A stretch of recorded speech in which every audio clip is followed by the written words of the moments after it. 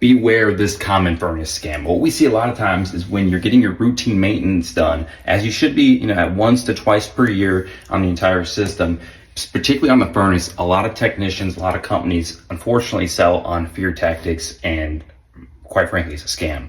Let me show you what I'm talking about. What we're doing today is a furnace inspection, and this furnace has some age to it. But just because the furnace is old doesn't mean it has to be replaced. In this case, it does.